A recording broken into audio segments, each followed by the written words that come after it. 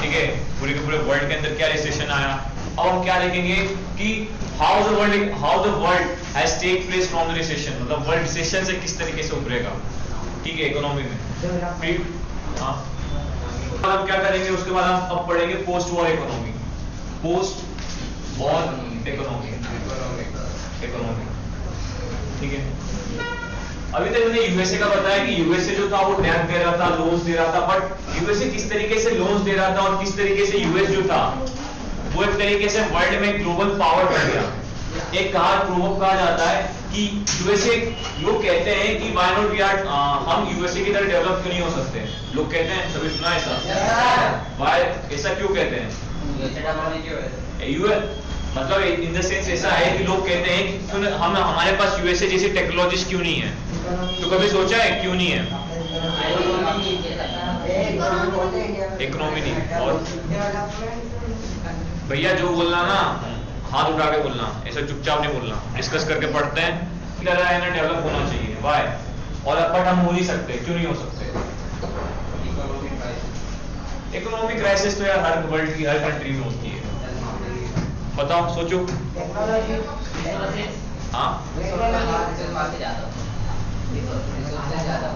Resources India में भी भरपूर है, बट क्यों नहीं हो सकते, पॉपुलेशन का मेजर, पॉपुलेशन माइनर है यार, पॉपुलेशन, हाँ, टेक्नोलॉजी नहीं। और यूएसए बना कैसे पता है, यूएसए 2 वर्ल्ड वॉर से बना है, 2 वर्ल्ड वॉर्स, एक वर्ल्ड वॉर 1 और एक वर्ल्ड वॉर 2।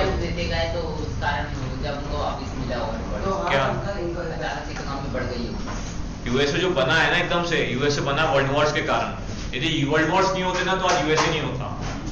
इसलिए ना कभी भी हमारी कंट्री और यूएसए, इसके बीच मेजर डिफरेंस क्या है, यूएसए हमेशा एक तरीके से खराबी कंट्री रही है, हकीकत बताओ, यूएसए हमेशा अपने फायदे के लिए काम करता है, ठीक है।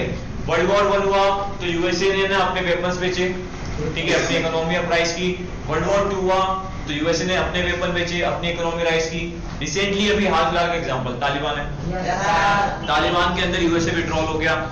यूएसए का जब फायदा होता है, एक स्टेटमेंट कहा जाता है कि यूएसए कभी भी वॉर नहीं हारता है, यूएसए हमेशा अपना इंटरेस्ट हारता है। इंटरेस्ट मतलब समझते हो, उसका फायदा। यदि यूएसए को लगता है कि इसमें फायदा है तो यूएसए उसमें कूदेगा, यदि यूएसए को लगता है कि उसमें फायदा नहीं है तो यूएसए क्या करेगा, वो वहां से पीछे हट जाएगा। जिस तरीके से अफगानिस्तान है, बस थोड़ा सा सर्टेन एग्जांपल बता रहा हूं। जब 9/11 अटैक होता है तो 9/11 के अंदर यूएसए को फायदा लगता है, तो वो क्या करता है, वो एशिया के अंदर, अफगानिस्तान के अंदर अटैक करता है। बट अभी हाल फिलहाल के अंदर क्या है, यूएसए को कुछ फायदा नहीं है, तो यूएसए क्या करता है, यूएसए वापस से पुल बैक हो जाता है, लौट जाता है। तो उसी तरीके से यूएसए जो कंट्री है, यूएसए कंट्री क्या है, यूएसए हमेशा अपने इंटरेस्ट के हिसाब से ही ना पूरे के पूरे वर्ल्ड की इकोनॉमी को इफेक्ट करती है। उसको यदि ज्यादा फायदा है तो वो क्या करेगा, वो तुम्हारे हिसाब से बात करेगा, और जिस दिन उसका फायदा पूरा हो जाता है वो पुल बैक हो जाता है, वापस से अपनी तरफ पीछे हो जाता है। इसलिए ना यूएसए जब वॉर्स चलते थे, मतलब जब वर्ल्ड वॉर 1 वर्ल्ड वॉर 2 हुआ, तो यूएसए ने भी क्या किया, यूएसए ने अपनी इकोनॉमिक बेनिफिट के लिए क्या किया, लोगों को ज्यादा पैसा दिया, ज्यादा लोन्स दिए। किस तरीके से उसने अपनी खुद की टेक्नोलॉजीज लोगों से ले लेके टेक्नोलॉजीज खुद उसने डेवलप करी, उसके बारे में हमको ये देखना है। क्योंकि देखो, यूएसए के ऊपर राज किसने किया था, ब्रिटेन ने राज किया। तो ब्रिटेन ने राज किया तो ब्रिटेन अपनी कुछ ना कुछ टेक्नोलॉजीज यूएसए को बताएगा ही बताएगा। अब ऐसा तो नहीं कि यूएसए मतलब यहाँ पे यूएसए लिखा है, यहाँ पे ब्रिटेन लिखा है, वहां पे भी लोकल लोग, लोकल पीपल, ये लोग रहते होंगे। तो लोकल पीपल को क्या है, टेक्नोलॉजीज मालूम चली। जब लोकल पीपल को टेक्नोलॉजीज मालूम चली तो उन्होंने क्या किया, इसको और अपग्रेड करते क्या किया, एक तरीके से बहुत बड़ा एक रिसोर्स बना दिया, और उस रिसोर्स से अपनी पूरी कंट्री की इकोनॉमी स्टेब्लिश कर ली। और इसलिए यूएसए और रशिया, रशिया तो बाद में, यूएसए जो है वो हमेशा फेमस होता है वॉर्स के लिए और हमेशा वेपन्स के लिए, ठीक है। यूएसए का कभी आप सुनोगे सबमरीन हंटर, ठीक है, यूएसए की submarine hunters, artificial technologies, UAVs, unarmoured combat vehicles, ये सारे आप सुनोगे। ये मेजरली जो बनते हैं, ये किस लिए कौन बनाता है, यूएसए बनाता है। और यूएसए कभी नहीं चाहता है कि कोई भी कंट्री उसके पास में आए, मतलब उसको कॉम्पीट करे, क्योंकि जो भी कंट्री उसको कॉम्पीट करेगा तो वो क्या करेगा, और अपग्रेड टेक्नोलॉजी करेगा, और अपग्रेड टेक्नोलॉजी करेगा तो उससे नुकसान किसको होगा, यूएसए को होगा। तो इसलिए हमेशा यूएसए ट्राई करता है कि सिर्फ वही ग्लोबल वर्ल्ड में डोमिनेंट स्टेटस पे रहे। ठीक है। तो जिस तरीके से आज यूएसए ग्लोबल वर्ल्ड में डोमिनेंट स्टेटस में, तो किस तरीके से वो डोमिनेंट स्टेटस में आ जाता है, किस तरीके से वेपन जो होते हैं वो यूएसए की इकोनॉमी में एक मेजर बूस्ट मार देते हैं, उसके बारे में देखना है। और किस तरीके से वर्ल्ड की ट्रेड और जितने भी जो भी कॉलोनीज होती है, कॉलोनीज जो यूरोपियन कॉलोनीज होती है, उसमें क्या इम्पैक्ट पड़ता है, इंडिया में क्या इम्पैक्ट पड़ता है, ये देखना है। ठीक है, पानी पीने पावर फाइट हुई, दोनों तरफ भरपूर नुकसान हुआ। भरपूर नुकसान होने से ब्रिटेन है, ठीक है। अब मेन पॉइंट हम कंसीडर करते हैं ब्रिटेन का। ब्रिटेन क्या है, ब्रिटेन भी है ना, ब्रिटेन ने भी खूब पैसा इन्वेस्ट किया, ब्रिटेन ने भी खूब टेक्नोलॉजीज लगाए, बट यार एक टाइम पे सब कुछ ना कुछ खत्म तो होता ही है, चाहे पैसा हो चाहे जान माल हो, उससे कुछ खत्म होता ही है। जब 1918 आते आते क्या हुआ कि पैसा खत्म होने लग गया, ठीक है, तो ब्रिटेन भी क्या होने लग गया, ब्रिटेन भी रिसेशन में चला गया। ब्रिटेन भी रिसेशन में चला गया। जब ब्रिटेन रिसेशन में जाएगा तो ब्रिटेन की जितनी भी कॉलोनीज होगी वो भी किस में जाएगी, रिसेशन में जाएगी। तो जैसे ही ब्रिटेन रिसेशन में गया तो पूरे के पूरे वर्ल्ड के अंदर एक मेजर सेटअप डाउन, एक मेजर सेट ग्रेड डाउन हो गया। सेट ग्रेड डाउन मतलब क्या कि पूरी की पूरी वर्ल्ड इकोनॉमी जो है वो किसकी तरफ अपेक्षा करने लगी, खुद के ऑन मार्केट की तरफ अपेक्षा करने लगी। कैसे करने लगी, देखो जब ब्रिटेन था, जब इंडस्ट्रियलाइजेशन थोड़ा बहुत मैंने आपको बताया हल्का सा कि जब 18 to 19 सेंचुरी के अंदर जब वर्ल्ड वॉर नहीं हुआ, उसके पहले क्या था, इंडस्ट्री बूस्टअप हो जा रही थी, इंडस्ट्री धमाल मतलब बमाबम आगे बढ़ रही थी, ठीक है। इंडस्ट्री क्या हो रही थी, बूस्टअप पे बूस्टअप, बूस्टअप पे बूस्टअप, बूस्टअप पे बूस्टअप। इंडस्ट्री कौन लेके आ रहे थे, इंडस्ट्री लेके आ रहे थे यूरोपियन कंट्री, जिसमें मेजर कौन था, ब्रिटेन था। अब जैसे वर्ल्ड वॉर 1 ओवर हुआ, वर्ल्ड वॉर 1 होते क्या हुआ, पैसा ना कुछ भी नहीं, किसी के पास कुछ नहीं है, हाउस होल्ड जितने भी आपके सेविंग्स थे खत्म हो गए, जितने भी एबल वर्कर्स थे वो क्या हो गए, रिड्यूस हो गए, आपके पास जितनी भी सेविंग्स थी वो क्या हुई, कम हो गई। अब जब घर के अंदर पैसा ही नहीं है यार, तो फिर कोई इन्वेस्ट क्यों करेगा, कोई खाएगा क्या, कोई पहनेगा क्या। तो यहाँ पे जो ब्रिटेन है, ब्रिटेन की जितनी भी कॉलोनीज है उसमें भी क्या होता है, सेम मेजर इंपैक्ट होता है, ठीक है। ब्रिटेन की जितनी भी मेजर इकोनॉमीज है उसमें भी क्या होता है, सेम मेजर इंपैक्ट होता है, ठीक है। और सेम मेजर इंपैक्ट होने से क्या होता है कि जो कॉलोनीज स्टार्टिंग में जो कॉलोनीज होती है इनका डेवलप इकोनॉमी में, ठीक है, इकोनॉमी में जो इनका डेवलप होता है वो क्या होता है, डिग्रेड हो जाता है। डिग्रेड मतलब क्या हो जाता है, कम हो जाता है। स्टार्टिंग में क्या हो जाता है, कम हो जाता है। अब देखो आपकी कभी भी किसी भी कंट्री की इकोनॉमी होती है, ठीक है, वो दो टाइप में आपके इंपैक्ट करेगी। एक आपकी इंटरनल इंपैक्ट होती है, ठीक है, इंटरनल, और एक होती है आपकी ग्लोबल इंपैक्ट, ठीक है। ग्लोबल इंपैक्ट में तो वर्ल्ड वॉर 1 हुआ था। ग्लोबल इंपैक्ट वर्ल्ड वॉर 1 से क्या हुआ कि पूरे के पूरे आपकी कंट्री में रिसेशन आ गया। रिसेशन होने से पूरे के पूरे वर्ल्ड में क्या हुआ, पैसे की मंदी हुई। बट कंट्री को चलाना तो है ना यार, इकोनॉमी ऐसी तो नहीं है, लोगों को खाना खिलाना तो है ना, लोगों को खाना तो खाना पड़ेगा, ठीक है, क्योंकि भूख तो नीड है, भूख सबकी नीड है, भूख है, पैसा है, नीड्स है। तो ऑल ओवर वर्ल्ड में तो ग्लोबल लेवल पे तो रिसेशन चल रहा था, बट इंटरनल लेवल पे जो रिसेशन था इंडिया में, इंटरनल लेवल पे जो रिसेशन था इंडिया में और अदर ब्रिटेन कॉलोनीज में, वो किस तरीके से रिकवर हुई, ठीक है, इसके बारे में हम देखना है। कि देखो ग्लोबल लेवल पे तो सबके पास क्या था, कर्जे ही कर्जे थे, तो ग्लोबल लेवल से जो पैसा मिलना था वो चांस खत्म हो गया। अब इंडिया में क्या है, इंडिया के अंदर किस तरीके से इंटरनल रिकवरी होगी उसके बारे में हमको क्या करना है, देखना है। Like in the sense demonetisation हुआ था। डिमोनेटाइजेशन जानते हो डिमोनेटाइजेशन का इफेक्ट क्या हुआ था आपकी कंट्री की इकोनॉमी में? काला बाजारी नहीं, क्या इम्पैक्ट क्या हुआ नॉर्मल लाइफ में, बताओ। कितने एक्सचेंज कर लिए, कभी किए हैं? फिर कितने, हाउ मच?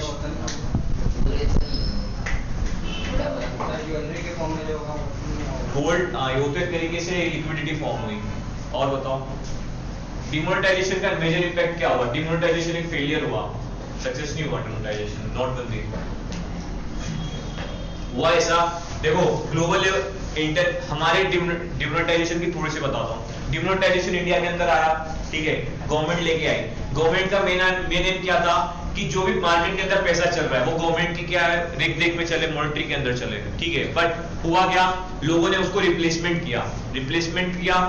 कैसे किया, बैंक से डायरेक्ट ना पैसा लेके कम ब्याज के अंदर पैसा लिया, ठीक है, और जो उनके पास पुराने नोट थे उसको क्या कर दिया, रिप्लेस कर दिया, ठीक है।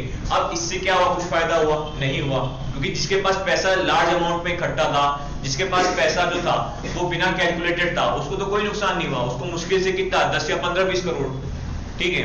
अब जो बंदा अरबों के हिसाब से पैसा रखेगा उसके लिए 10-15 करोड़ कोई बड़ी बात नहीं है, ठीक है।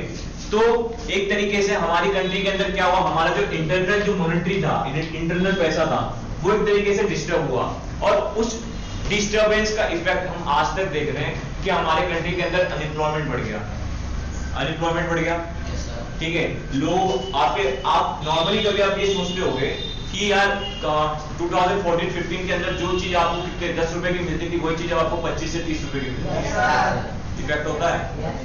तो इसी को बोलते हैं ना इंटरनल इकोनॉमी के अंदर कैसे इफेक्ट करता है। तो जब वर्ल्ड वॉर 1 हुआ तो वर्ल्ड वॉर 1 में ग्लोबल लेवल पे तो ठीक है कि यार रिसेशन आ गया, बट इंटरनल मार्केट के अंदर भी रिसेशन हुआ।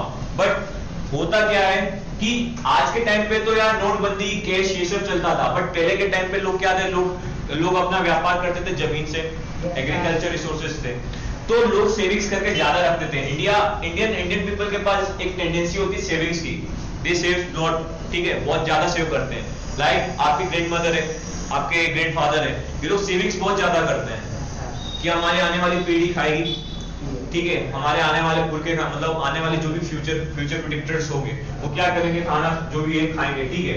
तो सेविंग्स के चक्कर में क्या था, इंडिया के अंदर क्या था कि ब्रिटेन की तो कॉलोनी थी, वॉर के अंदर इंडिया ने भी पार्टिसिपेट किया ही था, बट उसका ज्यादा major negative impact Indian economy पे नहीं हुआ, ठीक है, in comparison to other Britain colonies, ठीक है ना। इंडिया पे हुआ और नहीं किस पे हुआ, जापान पे हुआ, ठीक है।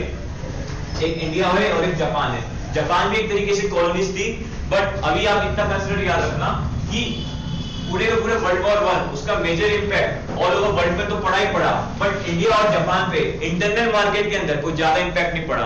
और जब इंडिया के इंटरनल मार्केट पे ज्यादा इंपैक्ट नहीं पड़ा तो क्या होगा कि इंडिया का जो मार्केट रहेगा in comparison to global world वो क्या रहेगा, थोड़ा सा स्टेबल रहेगा। और जब थोड़ा सा स्टेबल रहेगा तो इंडिया की इकोनॉमी जो होगी वो क्या करेगी, राइज होगी। एक चीज दिखाता हूं, ठीक है, कभी भी रिसेशन होता है ना, रिसेशन हमेशा वी ग्राफ में चलता है। पहले क्या होता है, जो भी चीज होती है घटती है फिर धीरे धीरे बढ़ती है, ठीक है। एक वी होता है, एक होता है के होता है, ठीक है। पहले घटेगी, पहले घटेगी फिर और घटेगी। अब वर्ल्ड वॉर 1 के टाइम पे क्या था कि ऑल ओवर वर्ल्ड की इकोनॉमी जो थी वो तो घटी ही थी, ठीक है, बट इंडियन जो इकोनॉमी थी वो एक टाइम पीरियड के लिए तो घट चुकी थी, बट उसके बाद धीरे धीरे करके क्या होने लग गई थी, बढ़ने लग गई थी। क्यों बढ़ने लग गई थी, बढ़ने इसलिए लग गई थी क्योंकि इंटरनल पैसा जो था इंडिया के अंदर, इंडिया के अंदर जो भी राजा थे, रजवाड़े थे, ये सब क्या होते थे, गोल्ड के अंदर ज्यादा लोग रखते थे, गोल्ड के अंदर पैसा रखते थे। गोल्ड के अंदर पैसा मतलब कैसे ज्वेलरी, ऑर्नामेंट्स, मॉन्यूमेंट्स, तो पैसा गोल्ड के अंदर रखते थे। तो इससे क्या होता था, इंटरनली ज्यादा पैसा इकट्ठा होने से जो मार्केट था, जो मार्केट बेचा जाता था इंडिया के अंदर, वो क्या होता था, स्टेबल रहता था, ठीक है। अभी पिछले चैप्टर इंडियन फ्रीडम स्ट्रगल हमने 1920 वाला देखा था, जिसके अंदर मैंने आपको एक पॉइंट बताया था कि पीजेंट्स जो आपके शहर के अंदर लोग रहते थे, उन्होंने है ना आपके इसमें क्या बोलते हैं, नॉन कॉर्पोरेशन मूवमेंट में ज्यादा पार्टिसिपेट नहीं किया। और उसके अंदर मैंने एक पॉइंट डाला था वर्ल्ड वॉर 1। तो वर्ल्ड वॉर 1 का इंपैक्ट शहर में क्यों नहीं हुआ, शहर में इसलिए नहीं हुआ क्योंकि शहर के लोगों के पास पैसा था। पैसा होने से क्या था, इंटरनल मार्केट बिल्कुल तरीके से स्टेबल था। इंटरनल मार्केट स्टेबल होने से क्या हुआ कि शहर की और कंट्री की जो इकोनॉमी थी वो एक तरीके से ज्यादा खत्म नहीं हुई, वो धीरे धीरे करके क्या होने लग गई, वापस से अपने ट्रैक पे आने लग गई। इतना क्लियर है, कोई डाउट है? उसके अंदर हमने क्या देखा कि प्रोडक्शन थोड़ा सा चलते हैं कि वर्ल्ड वॉर 1 के अंदर प्रोडक्शन इंक्रीज हुआ। किसका हुआ, वेपन्स का हुआ, ठीक है। वेपन्स का क्या होगा, प्रोडक्शन इंक्रीज होगा। कपड़ा का ठीक है। यदि हम प्रोडक्शन देखें, ठीक है, वॉर के अंदर, तो वॉर के अंदर प्रोडक्शन बढ़ा किसका, सिर्फ और सिर्फ किसका बढ़ा, वेपन का बढ़ा, ठीक है, वेपन का बढ़ा। वेपन का क्यों बढ़ा? क्योंकि वॉर चल रहा था, वॉर के अंदर नीड किसकी थी? हथियारों की नीड। हथियारों की नीड होगी तो प्रोडक्शन भी, जिसकी डिमांड होगी सप्लाई भी उसी की ज्यादा होगी। ठीक है, यदि किसी को बर्गर खाना है, ठीक है, और सपोज समझो इंडिया के अंदर है ना बर्गर ही सबको बर्गर ही खाना है, तो यार लोग क्या करेंगे? लोग उसी को बनाएंगे, उसी की मैन्युफैक्चरिंग करेंगे, उसी की ज्यादा डिमांड सप्लाई करेंगे। तो वेपन की ज्यादा प्रोडक्शन हुई, वेपन ज्यादा प्रोडक्शन हुए, अब ये जो थे ये क्या थे? लार्ज अमाउंट के अंदर क्या हुए? प्रोड्यूस हो गए। वेपन्स क्या हुए? लार्ज अमाउंट के अंदर प्रोड्यूस हो गए। पहली चीज ये, एक पॉइंट ये कंसीडर करो, ठीक है, वेपन्स इंक्रीज हुए। सेकेंड हुआ थोड़ा सा एग्रीकल्चर। अब एग्रीकल्चर कैसे देखो, वॉर्स चल रहे थे, ठीक है, वॉर्स चल रहे थे, वॉर्स के अंदर एग्रीकल्चर रिसोर्सेज भी